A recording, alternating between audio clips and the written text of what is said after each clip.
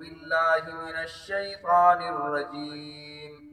بسم الله الرحمن الرحيم. أم له البنات ولكم البنون أم تسألهم أجرا فهم من مغرم مثقلون أم عندهم الغيب فهم يكتبون أم يريدون كيدا فالذين كفروا هم المكيدون. صدق الله العظيم.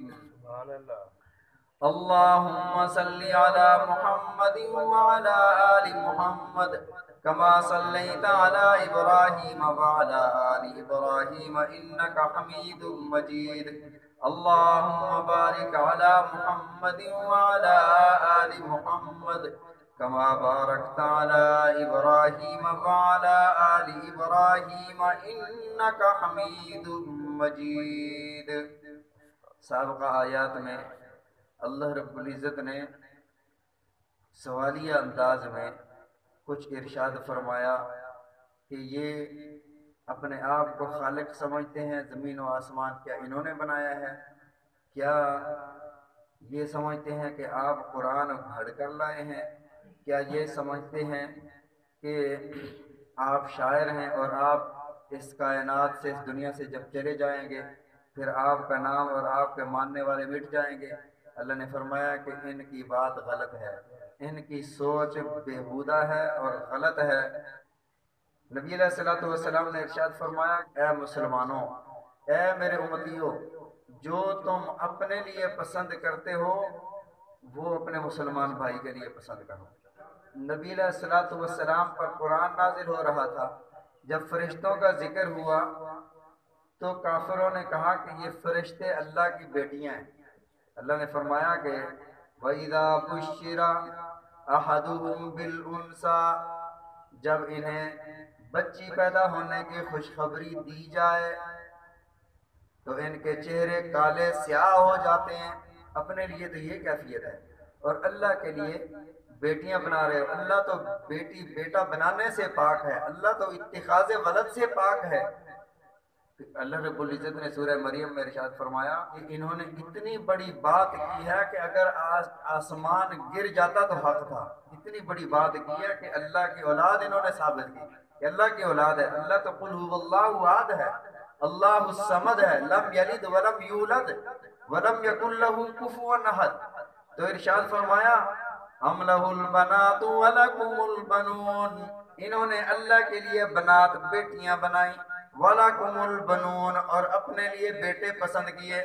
ام تسألُهُمْ اجرا، اے میرے محبوب صلی اللہ علیہ وسلم آپ ان سے فرمائیں میں تم سے کیا کسی مزدوری کا، اجرت کا سوال کرتا ہوں کہ میں تمہیں توحید کی دعوت دیتا ہوں اور تم یہ سمجھتے ہو کہ شاید اس پر ہمیں پیسے دینے پڑیں گے.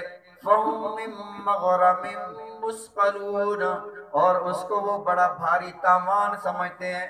ہر نبی نے یہ اپنی امت میں یہ اعلان فرمایا وَمَا أَسْأَلُكُمْ عَلَيْهِ أَجْرًا إِنْ أَجْرِيَ إِلَّا عَلَى اللَّهِ، اور میں تم سے کسی اجرت کا، کسی مزدوری کا سوال نہیں کرتا. میری اجرت، میری مزدوری، میرا ثواب تو میرے رب کے پاس ہے. إِنْ أَجْرِيَ إِلَّا عَلَى اللَّهِ. او کافرو، کیا تم سے حضرت محمد صلی اللہ علیہ وسلم نے کسی اجرت کا سوال کیا ہے کہ تم اتنی مخالفت کر رہے ہو؟ ام عندهم الغیب فهم یکتبون، اللہ فرماتے ہیں کیا ان کے پاس کوئی غیب کی بات آ گئی جو انہوں نے لکھ لی ہے، اب آپ کی رسالت کا انکار کر رہے ہیں؟ ایسی بات بھی نہیں ہے. ام یریدون کیدا، بھلا یہ مکر، یہ تدبیریں کر رہے ہیں، یہ داؤ کھیل رہے ہیں، داؤ کرنا چاہتے ہیں. فالذین کفروا هم المکیدون، فرمایا کافروں کا داؤ کافروں پر لوٹ جاتا ہے.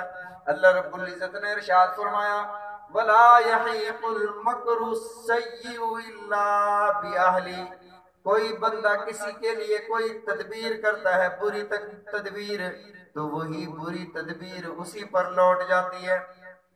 نبی علیہ السلام نے ارشاد فرمایا من حفر بیرا لأخیہ، جو بندہ اپنے بھائی کے لیے گڑھا کھودتا ہے، من حفر بیرا لاخیہ فقد وقع فیہ، وہ اس میں خود گر جاتا ہے۔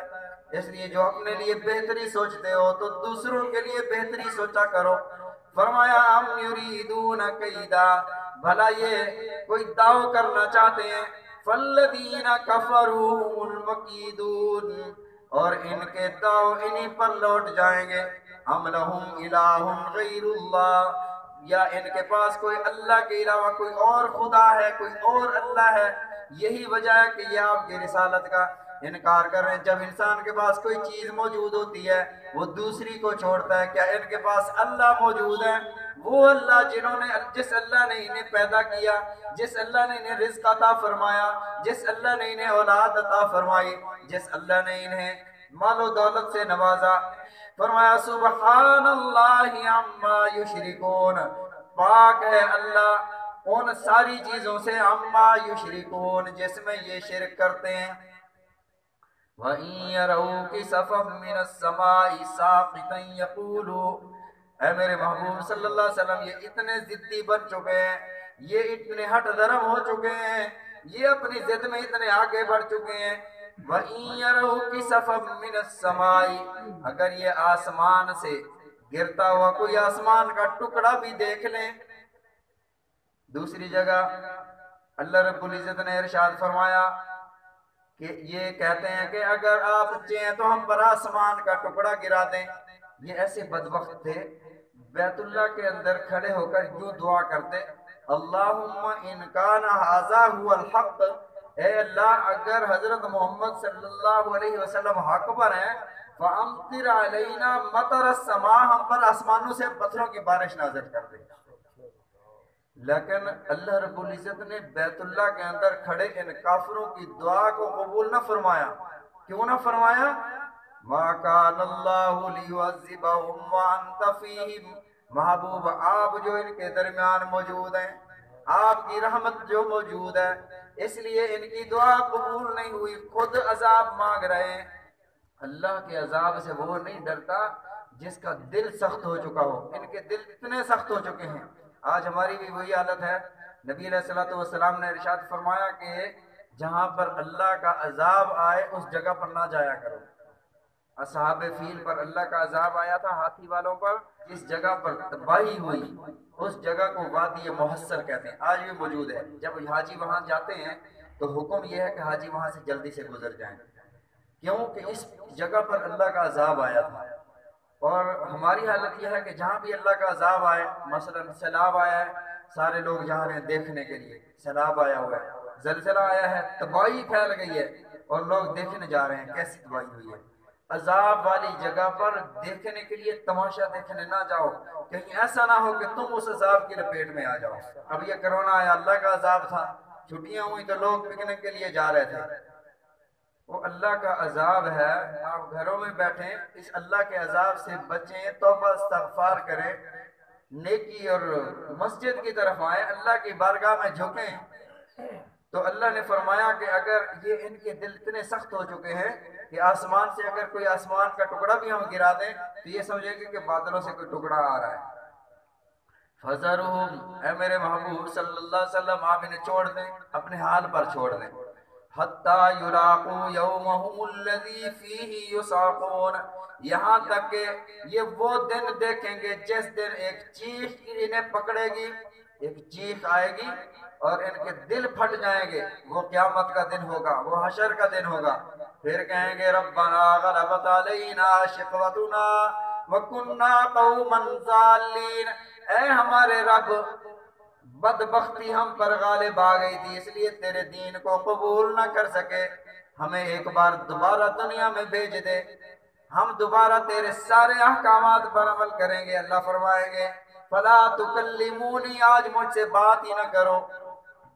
وہی اللہ فرماتے ہیں قیامت کے دن پھر دیکھیں گے، یوم لا یونی، وہ ایسا دن ہوگا، عنہم کیدو شیئا، یہاں تو اگر کہیں کوئی پھنس جائے، کوئی برا وقت آ جائے تو انسان سفارش کے لیے کسی کے پاس چلا جاتا ہے، کسی MNA کے پاس، کسی بڑے کے پاس سفارش کروا لیتا ہے، پیسے دے لیتا ہے، کسی نہ کسی طریقے سے وہ اپنے رہائی کی کوئی صورت بن جاتی ہے۔ لیکن اللہ فرماتے ہیں وہ دن ایسا ہوگا عنہم کیدہم شیئن، کوئی تدبیر کام نہیں آئے گی، ساری تدبیریں ان کی فیل ہو جائیں گی، ولا ہم ینصرون، کسی طرف سے کوئی مدد ملنے کی امید نہیں ہوگی۔ وَإِنَّ لِلَّذِينَ ظَلَمُوا، بے شک وہ لوگ جنہوں نے ظلم کیا، سب سے بڑا ظلم کفر اور شرک ہے، جنہوں نے ظلم کیا، عذابًا دون ذالک، یہ جو عذاب ہوگا قیامت والا، اس عذاب کے علاوہ اللہ دوسرا عذاب بھی دیں گے۔ وہ دوسرا عذاب کون سا ہے؟ کبھی بدر پیدا فرما دیں گے، کبھی بدر کے میدان میں ذلیل کر دیں گے۔ دوسرا عذاب کبھی صحابہ کرام رضوان اللہ علیہم اجمعین سے فتح مکہ کے دن انہیں ذلیل کروا دیں گے۔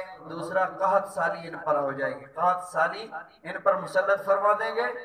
ہمیشہ اللہ کے عذاب، انفرادی عذاب کافروں پر یہ رہا ہے کہ مسلمانوں کے ذریعے اللہ نے کافروں کو ذلیل فرمایا یا قحط سالی ان پر مسلط فرما دی۔ لیکن آج معاملات الٹ ہیں، مسلمان اللہ کی بات نہیں مانتے، اللہ کے احکامات سے دور ہیں، تو ہر جگہ مسلمان پس رہا ہے، ہر جگہ مسلمان کو کاٹا جا رہا ہے۔ تو ارشاد فرمایا وَإِنَّ لِلَّذِينَ ظَلَمُوا عَذَابًا دُونَ ذَلِكَ، یہ اس عذاب کے علاوہ ظالموں کو دوسرا عذاب بھی دیا جائے گا، جو ذلت کی صورت میں ہوگا، جو قحط اور بھوک کی صورت میں ہوگا، جو افلاس کی صورت میں۔ وَلَٰكِنَّ أَكْثَرَهُمْ لَا يَعْلَمُونَ، لیکن اکثر لوگ نہیں جانتے۔ وَاصْبِرْ لِحُكْمِ رَبِّكَ فَإِنَّكَ بِأَعْيُنِنَا، اے میرے محبوب صلی اللہ علیہ وسلم آپ صبر کریں، لِحُكْمِ رَبِّكَ، آپ کے رب کا حکم یہی ہے، فَإِنَّكَ بِأَعْيُنِنَا، ہم آپ کو دیکھ رہے ہیں، آپ ہماری نگاہوں کے سامنے ہیں، ہم آپ کو دیکھ رہے ہیں۔ وَسَبِّحْ بِحَمْدِ رَبِّكَ، آپ تسبیح بیان کریں اپنے رب کی، بِحَمْدِ رَبِّكَ، حمد بیان کریں اپنے رب کی، حین تقوم، جب آپ قیام میں کھڑے ہوں، جب آپ کھڑے ہوں تو اللہ کی تسبیح بیان کریں۔ ہم کھڑے ہوتے ہیں اللہ کی بارگاہ میں اور کہتے ہیں سبحانک اللہم وبحمدک، سبحان، پاکی بیان کرتے ہیں، وبحمدک وتبارک اسمک، تعریفیں بھی اللہ کی، پاکی بھی ساری اللہ کی، وتبارک اسمک، اور بابرکت ذات ہے، بابرکت نام ہے اس کا، وتبارک اسمک، تیرا نام بڑا بابرکت ہے، وتعالی جدک، تیری بزرگی بہت بلند ہے، ولا الہ غیرک، تیرے علاوہ کوئی شریک نہیں، اقرار کر پھر تیری نماز قبول کروں گا۔ فرمایا وسبح بحمد، اللہ کی تسبیح بیان کر، حین تقوم، جب کھڑا ہو، جب قیام کی حالت میں ہو، ومن اللیل، رات کو بھی اللہ کی تسبیح، فسبحہ وادبار النجوم، رات کو بھی اللہ کی تسبیح بیان کر، اور جب ستارے پیٹ پھیر کر چلے جائیں، چھپ جائیں، صبح کا وقت، صبح کو بھی اللہ کی تسبیح بیان کر۔ اے میرے محبوب صلی اللہ علیہ وسلم کے امتیو، تم بھی یہ کرو۔ میرے آقا علیہ الصلوۃ والسلام نے ارشاد فرمایا، مفسرین فرماتے ہیں اس سے مراد جو ہے وہ فجر کی 2 سنتیں ہیں۔ نبی علیہ الصلوۃ والسلام نے ارشاد فرمایا جو بندہ فجر کی سنتیں پڑھتا ہے دنیا مافیہا سے بہتر ہے۔ دنیا مافیہا کیا مطلب؟ دنیا اور دنیا میں جو سونے، چاندی، جواہرات، جو کچھ موجود ہے ان سب سے بہتر یہ ہے کہ انسان 2 رکعت سنت پڑھ لے۔ اور اس سے بھی بڑی بات آپ کو بتاتا ہوں، نبی علیہ الصلوۃ والسلام نے ارشاد فرمایا جو بندہ گھر میں سنتیں پڑھتا ہے، ایمان پر خاتمہ ہونے کی کوئی گارنٹی نہیں ہے کہ کس بندے کا خاتمہ بالخیر ہوتا ہے یا خاتمہ بالشر ہوتا ہے، کوئی پتہ نہیں ہے کسی کو، لیکن اگر یہ کام کر لو تو نبی علیہ الصلوۃ والسلام کی گارنٹی ہے کہ آپ کا خاتمہ بالخیر ہوگا، خاتمہ ایمان پر ہوگا۔ من آخر کلامہ لا الہ الا اللہ، جس کا آخری کلمہ موت کے وقت لا الہ الا اللہ، وہ جنت میں داخل ہوگا۔ سب سے بڑا مقام، سب سے بڑی خوش نصیبی یہ ہے کہ انسان کو آخری وقت میں کلمہ نصیب ہو جائے۔ پتہ نہیں زندگی کیسے گزری، زندگی میں اس نے کیا اچھے کام کیے، برے کام کیے، آخری وقت میں کلمہ نصیب ہو جائے۔ ہر بندے کی خواہش ہوتی ہے ہر آخری وقت میں کلمہ نصیب ہو جائے۔ نبی علیہ الصلوۃ والسلام نے ارشاد فرمایا جو بندہ گھر سے سنتیں پڑھ کر مسجد کو آتا ہے، فرمایا اس کو 3 انعام ملتے ہیں۔ پہلا انعام، اس کے رزق میں، اس کی روزی میں برکت آ جاتی ہے۔ دوسرا ارشاد فرمایا گھریلو جھگڑوں سے یہ نجات پا جاتا ہے، کبھی گھریلو جھگڑے تنازع آپس میں نہیں ہوتے۔ اور تیسرا فرمایا کہ اس بندے کو موت کے وقت اللہ رب العزت کلمہ طیبہ نصیب فرما دیتے ہیں۔ کتنی بڑی بات ہے، صرف گھر سے سنتیں ادا کر کے آؤ، گھر سے وضو کر کے آؤ، ہر قدم پر نیکی مل رہی ہے، گھر سے سنتیں پڑھ کے آؤ، روزی میں بھی برکت ہے، اور آخر آخر وقت میں کلمہ بھی نصیب ہو رہا ہے، اور گھر کے سارے جھگڑے، گھریلو ایسے چھوٹی موٹی باتیں ہو جاتی ہیں، وہ ساری ختم ہو جاتی ہیں، یہ نحوست ہوتی ہے۔ فرمایا وَإِدْبَارَ النُّجُومِ، جب صبح کو ستارے چھپ جائیں تب کھڑے ہو کر اللہ کی حمد و ثنا کریں۔ یہ اس فجر کی 2 سنتوں کے بارے میں ہے۔ اللہ رب العزت ہم سب کو سمجھنے کی، عمل کرنے کی توفیق عطا فرمائے، نبی علیہ الصلوۃ والسلام کے فرامین سمجھنے کی، عمل کرنے کی توفیق عطا فرمائے۔ وآخر دعوانا الحمدللہ رب العالمین۔ بسم اللہ الرحمن الرحیم، الحمدللہ رب العالمین، والصلاة والسلام على رسوله الكريم وعلى آله وأصحابه أجمعين۔ اللهم صل على سيدنا ومولانا محمد وعلى آل سيدنا ومولانا محمد وبارك وسلم۔ اللهم ربنا آتنا في الدنيا حسنة وفي الآخرة حسنة وقنا عذاب النار۔ اللهم اكفنا بحلالك عن حرامك وأغننا بفضلك عمن سواك۔ اللهم استر عوراتنا وآمن روعاتنا، اللهم أرحنا رائحة الجنة ولا ترحنا رائحة النار۔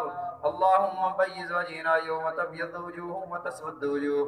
اللهم اغفر لي ولوالدي ولأساتذتي ولمن سعى وللمؤمنين والمؤمنات والمسلمين والمسلمات۔ اللهم انصر الإسلام والمسلمين، اللهم أعز الإسلام والمسلمين، اللهم ول أمورنا خيارنا ولا تول أمورنا شرارنا۔ اللهم رب ارحمهما كما ربياني صغيرا۔ اللهم إنا نعوذ بك من البلاء والوباء، اللهم إنا نعوذ بك من غلبة الدين وقهر الرجال۔ اللهم اشف مرضانا في كل مكان، اللهم اشف مرضانا من كل داء، اللهم اجعلهم صحة كاملة، اللهم اجعلهم صحة دائمة، اللهم اجعلهم صحة مستمرة۔ اللهم ربنا تقبل منا إنك أنت السميع العليم، وتب علينا إنك أنت التواب الرحيم۔ وصلى الله تعالى على خير خلقه محمد وعلى آله وأصحابه أجمعين برحمتك يا أرحم الراحمين۔ لا إله إلا الله محمد رسول الله۔